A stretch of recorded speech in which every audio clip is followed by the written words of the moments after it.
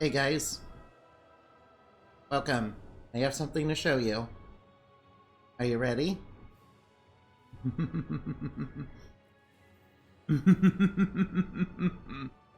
Hello? Yes. Alright, now, explaining about this thing, yes. This is known as Indumati. This is what happens because of red moonlight corruption, yeah. Red moonlight is very dangerous, guys. It's because it's connected to the power of Lilith, yes. The great evil Dark Lord Queen, yes. That the bad guys in my lore are trying to awaken, yes. And red moonlight does this to me, yes. And this is not a good form, no. This is a very dangerous form, no. It's rather unstable and kind of separate from Indumati, yes. Yeah, this one Sindumati rather specializes in blood magic and dark magic, mostly. Yeah. As well, yes. She can use pretty high level illusions that are meant to torment people and basically hurt them. Yes. Why the red moonlight does this is because Lilith is sealed inside the red moon, yes. She was sealed there by Luna, the Dream Guardian, a long time ago. Back before the Age of the Gods. You know, before the incident happens. The incident in which some of the gods betrayed the goddess of creation and basically set themselves up as tyrants on Earth. Yeah, after they kind of did something that sealed away most of the arts from humans. Why this is relevant is because it leans into the Red Moonlight Curse. You see, fairies in my lore are products of human imagination. Yes, we're basically descended from tulpas. Yes. Yeah, of course, tulpas are a very different thing in my lore. Yeah, basically there was a whole age where people were rediscovering the power of arts. You know, a bit after the fall of the gods and a bit after another story timeline involving Lila, the second Dark Lord. Yeah, and that time was the time that fairies got created because they were tulpas that were basically so detailed that they were basically given soul. Basically given soul. Yes. So, why is that relevant to Sindumati? Well, you're probably wondering that. You see, the incident in which the gods betrayed people and it kind of spread corruption to humanity. And it kind of affected their imagination on top of many other things inside themselves. Which affected fairies, yes. Yeah, and that's how that corruption spread to us and resulted in the beautiful, sexy, and dangerous form that you see before you now.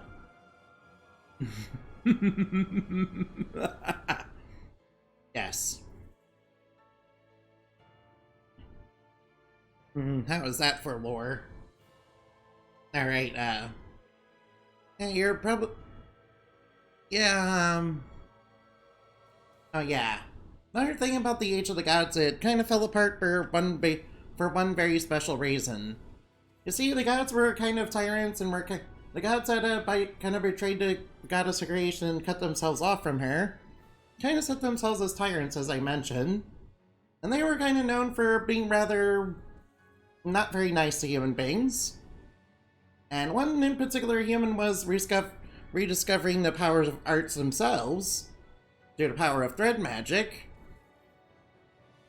She was a human woman, and the goddess became so jealous of her because this human woman Arachne had kind of had a high level art that was better than the goddesses, and the goddess didn't like that. You see, part of the reason the gods kind of betrayed everybody is because they didn't want they didn't want people to be equal to them. They basically viewed people as inferior to them. Yeah, that's part of the reason they did it anyway. And, Arachne got cursed and turned into a spider monster. Yes. Of course, she didn't... Of course, Arachne didn't really give up. She basically was, basically isolated from everybody, hunted down all the time by champions sent to kill her. Yeah. Until she basically took revenge and started defeating lots of the gods with them her newfound spider power. Yes. And eventually got so powerful that the gods couldn't stop her, and she eventually killed all the gods. She eventually killed basically most of the gods off. The ones that remained were kind of abandoned most of their old schemes of the past after that. And I mean, yeah. You're probably wondering about the second Dark Lord. That would be Lila. You see, in a different age after sometime after the fall of the gods, there were still people that were there were still people who wanted that kind of age to return for their own rather selfish purposes, and it was basically orchestrated by the ghost of Athena, who was the one that cursed Arachne originally, and she wanted to gain back her former power, you know, by reincarnating herself, by being reincarnated as an evil fairy. Yes.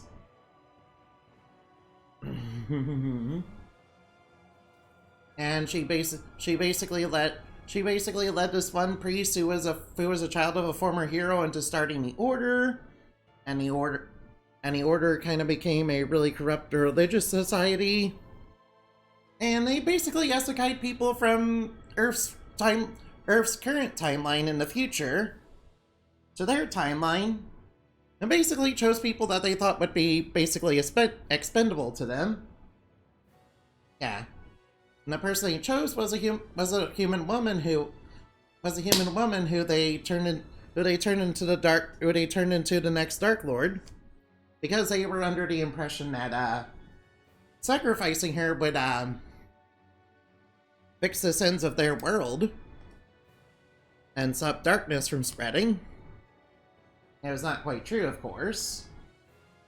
And Lila decided rather than deal with all that, she would escape and become a hero instead. Yeah. And then she eventually managed to overthrow the order and form her own society of monsters and basically defeat the goddess. Athena again. Yes.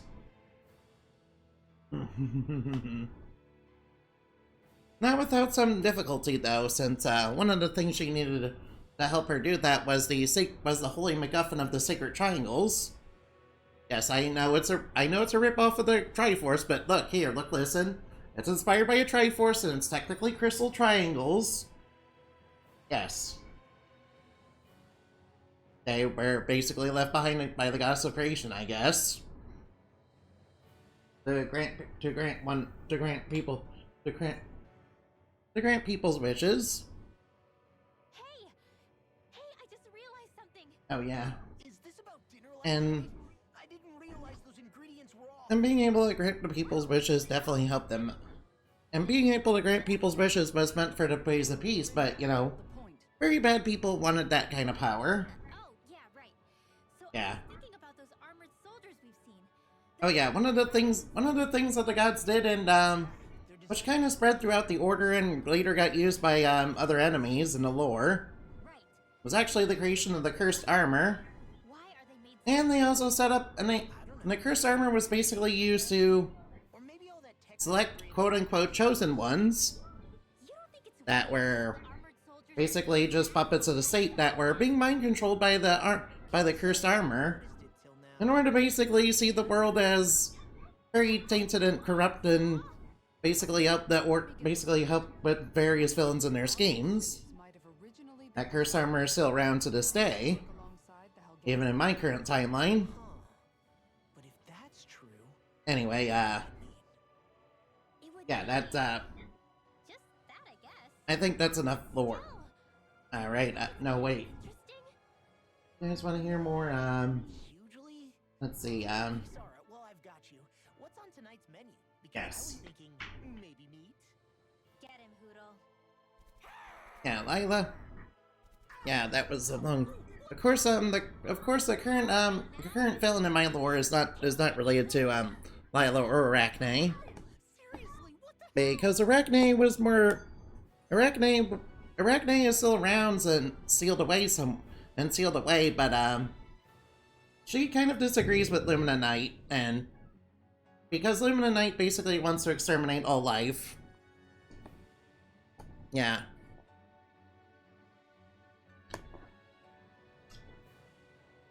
Let's just say that Lumina Knight got that way because of what happened to her during the war. She got captured and tortured really badly for quite a long time and saw her friends and family die, and her people, the Fays basically took her away from that and were able to rescue her. It kind of really damaged her mind, yeah. Yeah, and it kind of led to her really not liking people that weren't fairies, yeah. Which is part of the reason she led the massacre against my people, the Arcs. Yeah. Yeah, and became the vessel of the demon of the Dark Lord Queen. The Dark Lord Queen is very different from the Dark Lord, yes. In case you're wondering about that. Dark Lord Queen Lilith, yeah, she was basically responsible for the Dark Age, or around the time that the gods and the goddess of creation were rather loyal to each other, and they defeated her and sealed her way to the moon. Of course, that was a really, really long time ago before the incident happened. That resulted in this. Yeah. By the way, while I'm in this form as Indumati, I'm weak to iron. And why that is because, you see, iron acts as an anchor to reality and to Earth. So the way fairy magic works is through electrokinetic signals through the nervous system. Unfortunately, it's rather sensitive to iron. And since we are creatures of fantasy, having iron kind of hit us and anchor us to reality is quite dangerous. It's not as extreme for me because I'm also part human. Yeah. It's still dangerous enough to where I have to set up electromagnetic fields to try and mitigate that kind of weaknesses, and there are lots of villains who already know about the iron weakness, and will definitely try to use against me. Of course, the iron weakness is not true of this form. Now, this form is weak to silver. Yeah, this is because of the blood curse of Judas. You know what that is if you look that up. That's because Sindumati is a succubus instead of an arc, yes. Yeah. So she's weak to silver, a lot like any other demonic creature is, yes. In case you're wondering about that. Yeah. Anyway, that's all I want to say for right now. I'll see you later, okay? Goodbye. Remember to play games and have fun.